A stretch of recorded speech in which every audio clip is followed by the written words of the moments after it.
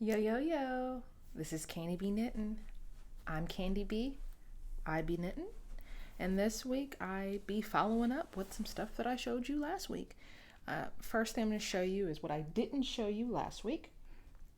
And this is just a basic on the go project for me. A worsted weight. Well, I believe this yarn is classified as Aran weight, but it's almost done, so you guys might not see it again. But size 8 needles, 1x1 rib, and then stockinette stitch, and then usually just some, I'll figure out what I do with the decreases, maybe like 88 stitches. I think I can do it in fourths, and then the beginning of every quarter, like put stitch markers every single quarter of the hat, and then decrease at that stitch marker, and then it creates a nice spiral. I probably will end up, this is from the bottom up, so I probably will end up ripping out this cast on edge and then knitting back down, because as I've said before, and you think I would have adjusted and learned by now, but I'm still kind of in disbelief.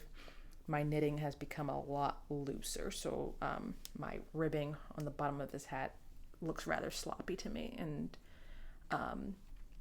it used to be, if I knit a hat, I would have to be super mindful that the ribbing be too tight or it wouldn't get on a human head. But now I actually prefer a nice, neat, tight, maybe go down from size US 8 needles to US 6 or 7, and then do a stretchy bind off, and it should be able to accommodate an average sized human head.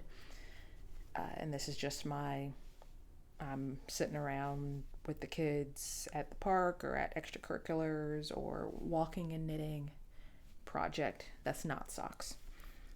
Because as I mentioned last week, my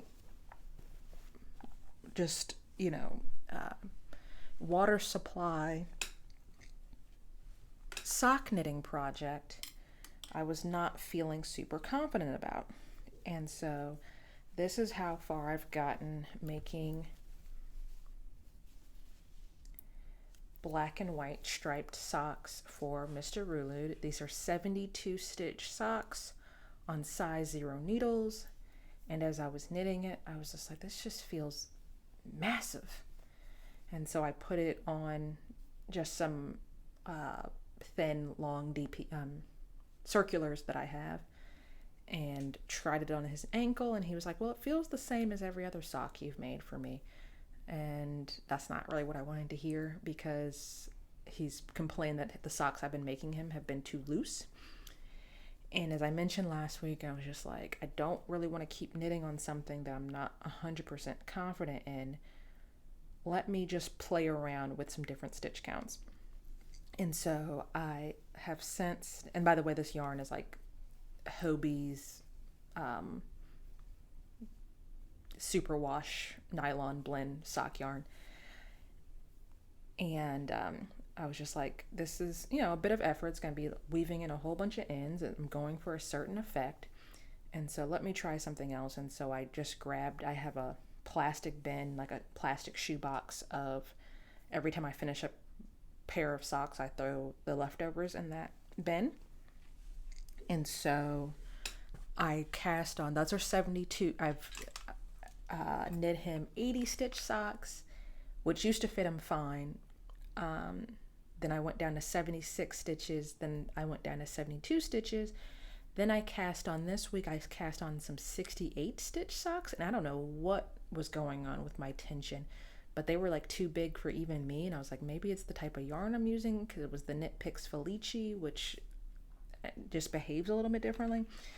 So I got, about to here and put that on each of our ankles, and I'm like, if it's too loose before I even wash it, then it's a wash. And so I have since started this tiny little bit here, and this is 64 stitches. 64 stitches on size 0 needles. And my thought here is they'll fit somebody, but at least I'll do the research to see how far can I go, because I think it was because my cast-ons would always be super tight, and I've gotten the cast-ons down to a size. So as long as it can go over the ankle, it doesn't matter how tight it is. You just don't want that really stiff, super duper tight cast on right at the very top of the sock.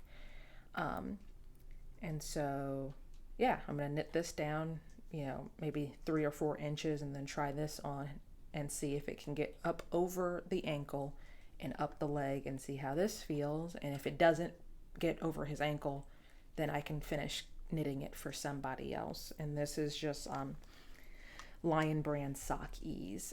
It's a since they discontinued it, and then they brought it back as like one of their limited time yarns. And so when they brought it back like maybe a year ago or so, I bought a bunch of it because this is my favorite sock yarn. And actually, I believe when I asked Mr. Lulu what his favorite socks are that I've knit him so far, the ones that fit the best are out of this yarn. And I think it is because it's a bit more toothy and it has a bit more like kind of wooliness to it. And so I'll see where this gets me, but I have nothing to lose because this is just a leftover ball of yarn, and 64 stitch socks fit the average person. The issue that concerns me with Mr. Rulu is, he does not like it. When I first started knitting socks for him, he was like, I absolutely don't want them too tight because commercially, store-bought socks cut off his circulation. But I have found that even tight wool hand knit socks don't have, I think it's the elastic, that the actual like elastic band that's too tight in commercially made socks that make them like constrict and you get those lines across your leg. I have never had marks on my feet or legs from wearing hand knit socks. So I think I'm good from that respect. But the other thing that concerns me, he wears a size 11 and a half US men's, and he has flat feet, and so he definitely goes for more wider shoes that can accommodate his the support he needs. And so I was very mindful of like not having it too tight in the foot, but when you have a flat foot, the proportions of the wideness of your foot are not the same necessarily. Like I think his ankles are the same size as my ankles, and I'm a good half a foot shorter than him. I wear a size, in US men's, I wear a size like 7 shoe. And so proportionately, I'm a lot smaller than him, but our ankles are not that different. And so if worse comes to worse, what I'll do is, maybe keep with the 64 stitch leg if he likes that, and then maybe like do some increases in the foot to accommodate like just the way his, when you have flat feet, your feet kind of spread as you walk, and it's just proportionately different than if he had a high arched foot, for instance, which I believe I might have high arches. I don't know, but my foot just is shaped different. I'm much more narrow in the foot. Long story short, doing a great job of explaining human anatomy to presumably a bunch of humans that have seen human feet or watching this. So I'm sure y'all can imagine what I'm trying to explain. But the saga continues. I'm not going to make it to my goal of 7 pairs of socks this year.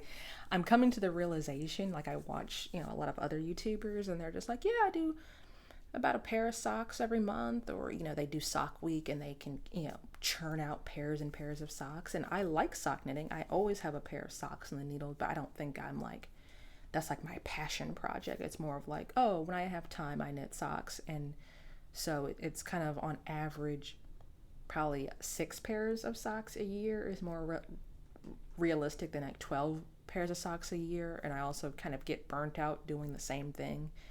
And to make a pair of socks, you already have to make 2 socks. And so I'm just like, I think I'm going to cut myself a little bit of slack and kind of slow down on that project. Slow down even further. I don't think he's hurting for socks, so it'll be okay. And then but I think that the idea being once I solve this conundrum, I'll kind of be off to the races. And I keep saying that though. I'm like, oh, I'm gonna find this perfect sock, and then I can just knit the same sock over and over and over again. But it's just like, oh no, you're gonna use different yarn, or you're gonna do a different pattern this time, or your tension's gonna change. So it's just like, maybe not. Maybe I will forever be, and then I wanted to experiment with different heels, which he actually, that's what gives me the indication that we just, the wideness of his foot is very different, because my favorite is like a heel flap and gusset. That's my go-to for myself. And I like the fact that it has a little bit more durability in the heel. He actually likes a short row heel, which I find does not accommodate my foot, and I think it is because I have the higher arches, but we shall see. The next thing I'll follow up with y'all on is, as of maybe like 30 minutes ago, I cast off the back of this sweater I had been working on, and this is the Stripy t-shirt, the Limelight Stripy tee by Sarah Hatton. This came from a magazine. I'll still put the link below, but I don't think it's widely available. I got it out of a British knitting magazine. And yeah, I cast this sucker off. It's striped. Just to catch y'all up, this is mostly hand spun. I got to the orange, finished off the orange, and technically I should be going into this color,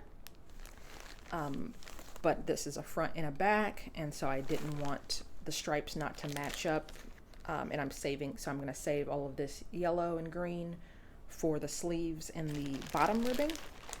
And so instead I dug into my stash and I got some just commercial fingering weight yarn that I'm holding double, because it looks kind of similar to that pink color, especially when it's not side by side with the pink color. So I went from, and this is just going to be the back of my neck actually, and so I went from this orange, and rather than do just, the other thought I had was just to do solid gray,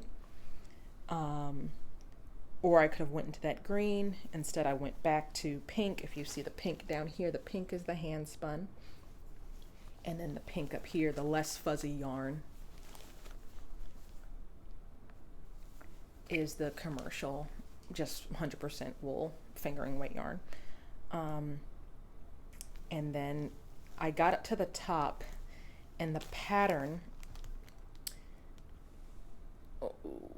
was describing, just, I could not wrap my mind around it. And I'm not even going to blame the pattern, because I honestly, if I could like decipher it, then I could tell you like, oh, this is what it's trying to say, and it said it wrong or it said it right. I literally read it several times. I actually modeled it out in Excel, what it wanted me to do, and I was just like, this is, and the amount of, I literally had this much left to cast off, and so I was just like, I'm just gonna do my own thing, because going into the weekend, I want to get this washed, because I'll have extra time over the weekend to wash it, lay it out, get it blocked, and then it can dry while I'm at work next week, basically, is my plan. But it had this, the instructions wanted you to cast off a certain amount of stitches and then put a certain amount of stitches on hold, and then work back and forth casting off stitches on one side and then complete the other side, which makes 100% sense for the front, because the front is, one part is over here, one part is over here. But for the back, I'm just like, why wouldn't you just do short rows? I was reading like the actual stitch counts, and I literally took an Excel sheet and colored in the stitches they wanted me to do, like, made my own chart basically. And I'm like, I'm creating the same shape I would create if I use short rows, but this seems just so much more complicated than what they want. And I'm just like, maybe I'm reading it wrong, or maybe that's not what they wanted me to do. But also, this sweater is 85% done, and so am I gonna spend days, like I spent days trying to figure out how to do this shaping and to keep the stripes going and all that stuff, and I was just like, it's gonna be diminishing returns at this point to keep at this and not really come to a really great conclusion. And so I took the proportions of the stitch counts of what they wanted me to do, and I did German short rows. And if you're not familiar with short rows is working a certain amount of stitches and then working backwards, but the stitches stay live rather than casting them off as they wanted me to do in the pattern. And so it just creates the most subtle curve at the top of this. And so there's like 2 rows actually down here. But in between here, I worked back and forth and created this little like half moon shape. So I did stop doing the striping here and did all of this in gray. I did not venture to want to figure out how to do the short rows and keep the striping, and it's such a small part, and it's going to be the top of the neck where most short rows usually when there's short rows and there's a pattern, usually there is a block somewhere of just plain stitches either before the pattern starts or underneath where the pattern ends. And if you're unfamiliar with short rows, if you've ever had a hand knit, hand crocheted, actually I think it's, basically anything where the front is the same size as the back, it's going to end up like digging into your neck, so it's constantly like doing this number. Ugh. And so short rows or bust shaping or darts or however it's taking a square piece of knitting or fabric and making it shaped more like the human body. So most people have a little bit of a hunch up here on their shoulders, and so it just sits right there, and it's not that constant, and it makes it a little bit longer in the back, without making it, very noticeably, actually making a giant rectangle longer. It just, and it sits nicely up on the shoulders. So it's not like a whole bunch of shifting around. And so that's all I did. If you had the pattern and you were looking at the numbers, you would know where I got the numbers from. But I just worked back and forth until I couldn't work back and forth anymore. Then I finished the row I was on, purled back, bound off, done. It's the back of the sweater. No one's going to see it. And then maybe one day I'll try to make this pattern again and be like, oh, that's what they wanted me to do. Also, when you're making something like this, you always have the option to keep the stitches live rather than binding off, and then doing what they call a 3-needle bind off, or some grafting. But I went ahead and bound it off just because, in general, one of the reasons to do a seamed garment is to give it some structure and give it some durability. Those seams add that to it, and overall the shape of it will be less. It gives it nice shaping and structure to the fabric. And so, and also I know once I block this yarn, it's definitely gonna bloom a lot. And so I'm just like, the less live, I already have to work with live stitches to do the bottom ribbing, and so I just didn't even want to go there. But if I was working with like a commercial acrylic yarn, I would have left those live stitches and seamed that baby up. The only thing I have left to do, which I'll probably do tonight while I watch some TV, I have a few ends to weave in, not very many, not as many as you would think, this being a striped sweater, because I spliced all the yarn together because it's all non-superwash wool. And so, and the yarn kind of is a fade. It's meant to be a fade. So it's not really that noticeable when one yarn blends into the other in the middle of a row. But I have the cast on edge to weave in, the cast off edge. There's this area here. Well, did I have that here? I did not have an area on the back where I had to join yarn, but on the front, I have this area here where I had to work back and forth and then add in new yarn here. And then I think, the sleeves didn't, because you cast on stitches to do the sleeves. So I don't think I have them in the sleeves, but definitely here. And then obviously here, where these will get seamed to the back. And I'm gonna use a crochet hook.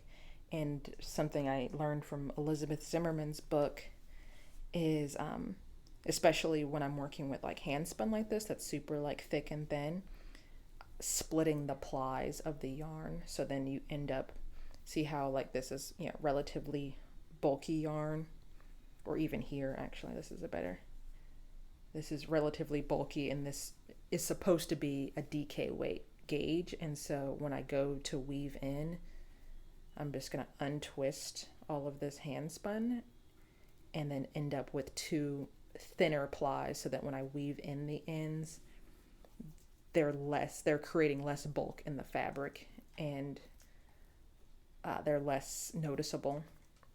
And it also creates a situation where if you weave them in very carefully and thoughtfully, you can wear the sweater inside out. Because obviously it's, stockinette stitch on this side, and then this is the wrong side, or the garter stitch side. And so if you're real thoughtful about going in the same row with the same color, it's a completely reversible garment. Hand knits don't have tags in them usually, and this one, it'll be very easy to tell what the front and the back is because it's a V-neck.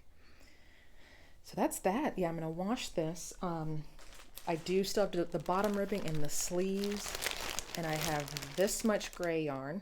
So I see spinning in my future with this Navajo churro. But then I have this yellow left as well. The other thing with this is I'm going to use, this is Nature Spun by Brown Sheep Company. It's a DK weight 100% wool non-superwash yarn, and this is the only ball of it I own, so I'm going to use this to seam because I'm limited on hand spun, and two, I think this will give me less of a headache using a commercially spun, smooth, uniform yarn for all my seaming. Because I'm already, I've got a lot of thick and thin, bulky, fuzzy stuff going on. And so I think this is going to be my safest bet. So I'm going to add that to my bag of tricks. The other thing I wanted to mention, I've never talked, I think maybe once or twice I've mentioned the Gotland. The gray in here is Gotland that I got from, where did I get the Gotland from? I got it from like an Instagram D-stash, and it came from, I think it's called Fiber Friends, but I don't even think they distribute yarn anymore. But this the contrast color, these 5 colors plus the highlighter yellow, is Ashen U. And I wanted to share about this. I was like, I'll share when, I finish the project, but I keep bringing up the yarn, and y'all don't really know much about the yarn. And this is Organic Polworth is the base. And Ashen U is a collaboration between Spotted U Fibers and Ashen Wensleydales. Ashen Wensleydales being the name of the company, even though Wensleydale is the name of a sheep. And the story with this fiber company, if you don't know, is that Ashen, is it Spotted U? The Spotted U was a fiber dyer, and the woman, she spun, she was a spinner, and so she started selling fiber. And her husband took an interest in her spinning and was just like, oh, it'd be interesting to make a spinning wheel. And so he built a e-wheel. And the e-wheel, she started using the e-wheel, and then the e-wheel got so popular, other people started buying the e-wheel. Long story short, the husband is the man behind dataless spinning wheels, the electronic spinning wheels. So it started off as, the woman making the fiber and selling dyed fiber and being into spinning, and then this e-wheel business took off so much that they actually got away from the fiber, and I don't think they even really sell fiber anymore. But I got this at my first Maryland Sheep and Wool, and it came in like a little 5-pack. It was 5 ounces. The gradient is called Cheaper Than Therapy. It's Organic Polworth, and it came with this really nice little tag where you can write in how many wraps per inch you got, how many yards, the day you spun it, and all that kind of stuff. So I just thought that was an interesting story that I would share since I had the time this week. And so that's where the purple and the orange and the pink and the peach and the yellow came from for that. And so weave in the ends on this, block this, seam, spin the rest of the gray yarn, apply, finish that yarn, and then do the bottom ribbing and the sleeve cuffs. And then that's it. That's all. And then it's just, really simple. I don't know what the big deal is. Is not everyone just spending months making bespoke sweaters for themselves? The last project I want to update y'all on is another project I showed y'all last week, as I was showing you some of my languishing whips. I lit a fire under myself this week, and I got back to it, and this is my Kagan's quilt, and this is one of my blocks I'm working on. Last week I was somewhere in this yellow. I've since finished the solid yellow, went back to just for stitch count purposes, finished off with this melange yellow, started the white again, finished the white section, and now, after much debating, I was just like, at first I was going to do melange, solid melange, and then I decided I'm going to do melange solid. So it goes into this tomatoey melange red, it'll be another white stripe, then it's going to finish with a solid red. I've already ripped this out and started again like twice, and so I'm gonna commit now. I'm gonna say it's gonna be the melange red. The only thing to really write home about this is that I never really was a big stitch stopper. I never owned stitch stoppers. I've told you this story before, and then I ended up getting some random notions, and so now I own stitch stoppers. Then I just didn't use them. I was like, oh, what do I need them for? I went to grab this bag before I started filming, and my stitches had just like leapt off of the needles. I don't know how. I could try to blame my children, but I'm also not 100% sure that it wasn't me. So I will take full responsibility for that. And I have these stitch markers marking my edge stitch, just like a little brass hexagon, and the other one was lost. So I have this plastic ring on here now, which I think is one of my stitch markers, but it also might be off of one of my children's toys. So I had to pick up all the stitches, figure out where my increases and decreases were, because I'm now on the side where you're decreasing on the bias. And now I am committed to using these stitch stoppers, just because like the metal needles are super slick, and then this is like cotton wool, and it's like this really loose gauge, and so I think it was just a perfect storm. So these are pretty clutch. I now have a reason to have stitch stoppers. But I think I'm in good shape to finish this, at least finish this by, we're on November 1st, so I'm definitely going to finish this square by the end of the year, and then it's up in the air if I start the next square before the end of the year, and if I finish the next square before the end of the year. I have a lot of enthusiasm. Last week I was feeling a little but once I was just like, no, I'm gonna sit down and really work on this, and then sitting down and working on this and getting to the biggest, the highest stitch count, and then starting the decreases, it's like, oh, thank God, decreases. And so I might actually fly through this. I don't know. And then, stitch, same deal with the sweater. Ends to weave in, blocking to do, seaming, the whole nine. And so that's that project. And then the very, very last thing I want to update y'all on is just, for completionist sake, I mentioned my E-Wheel Nano, not to be confused with the Daedalus that I mentioned earlier. This is the E-Wheel Nano. And I had mentioned I did not like the yarn guides that came with it, and so I ordered 3D printed yarn guides, and I just wanted to give you an update of how it went. These are UV reactive bright pink. I picked the color. If you go to the web, I'll tell you all the information in a second, but it's 3D printed, so any color of the rainbow you can get, and I definitely wanted something high contrast, because it's just a plain black machine. I like a little bit of color, and I felt like if I'm working with yarn, the chances are it'll contrast with whatever yarn I'm working with. Like, I didn't want black on black on black, or if a lot of the yarn I have is white, and so it'd be white on white if I'm spinning something natural colored. But these came from, and yes, I can already tell the difference. I'm going to completely hold off on my review until I try plying with it, but just for comparison's sake, it's like this little metal ring that it comes with, and now I have this plastic guy.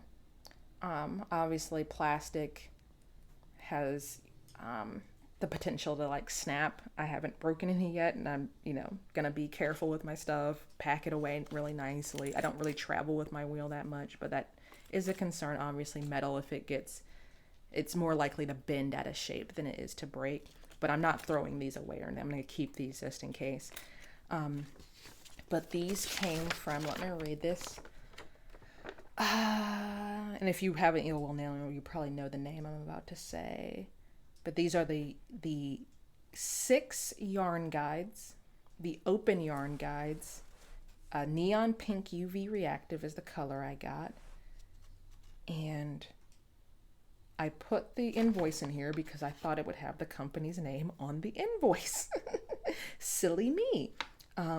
But they were actually $7 for these. I told y'all I was concerned about like how much shipping was going to cost for something so small, but I got 6 of these for $7, and I paid $5 in shipping, and that's $5 coming from, I think this person is in the Pacific Northwest, but let me just double check really quick. But yes, so far so good. Just with spinning a single. But I will let y'all know when I actually ply something rather than just spinning a single.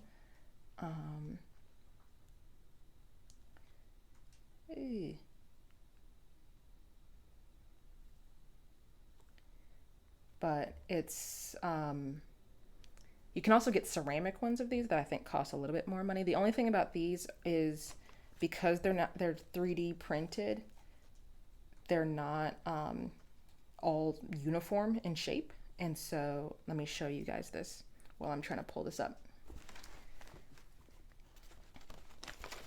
So I have these on here, which they talk about like on the website and in reviews and stuff. You have these up here, and they're pretty snug on there, and sometimes you'll get them and they won't necessarily fit, and you actually have to file them down, which I did not have that problem, which I'm really grateful for.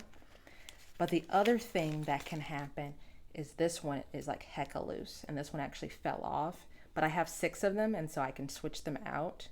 And there's probably, a little tape, a little glue, a little something. I can figure out how to make that stay on there a little bit more, but that you can see how annoying that would be to have that sliding around when you're trying to tension your yarn around it. So that's like literally the only downside I've had so far. I feel like the price was right. Obviously, if I owned a 3D printer, you have to do the math of if that's a worthwhile investment for you. For me, just to try something out, it's not a worthwhile investment, but I know some of y'all are, hobbyists of varying degrees. And so, do the math for yourself. I know some people you could make a whole, you could make a lot of the components to a spinning wheel on a 3D printer. A lot of people make, pieces to like a Turkish spindle you can do on the 3D printer. I mean, there's all kinds of little bits and bobs, and then obviously if you're into things outside of the knitting world, the sky is the limit. But it's Snortimer's Hub, and I'll put the name of the company in the description below. And these are the Vampy's open yarn guides, and yeah, they have all kinds of spinning accessories. The bobbins, and there's different 3D printed boxes so that you can make your you can really customize your eel wheel nano. Where is he? Yeah, they're in the United States, and I wanted, oh yeah, Colorado, there we go. So from Colorado to Virginia, it was $5 shipping, which I think is super fair considering what I've paid for shipping from just, from Etsy or from other private individuals. I was anticipating other websites I was looking at, it was going to be $12 to $15 for shipping. And so I think that's more than fair. But I will put the link below because his name is Joel, and I've actually seen the human in different Facebook groups. And if you're in any of the Facebook groups, if you asked about Eel Wheel Nano accessories, probably Joel's name has come up. But I will put the link below. That's all I really wanted to show y'all this week. I teased my Halloween costume, but I have forgotten it downstairs. I feel like Halloween's one of those holidays where people like move on very quickly. You know, it's just like, oh, it's Christmas time now. And then once you're in Christmas, though, me personally, I love Christmas.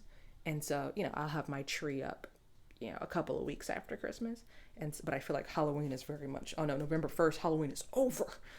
But I'd be more than happy to show it some other time. I feel like all the effort and money and time we put into our Halloween costumes to wear them like for a couple of hours, you know, once a year, it's like, maybe we should have like a second Halloween so we can get our, you know, I think toddlers have the right idea wearing costumes every day, or, you know, putting on capes and rubber boots and things like that. That's my soapbox message for the week. If you celebrate, did you have a happy Halloween? Are you excited about any other holidays coming up? Let me know. Do all of the YouTube-y things, like, subscribe, share with a friend, share with an enemy.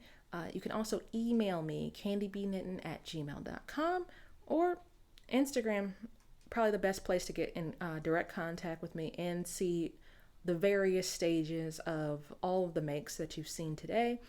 That is @Rulude if you're on the Instagrams. Until next time, peace.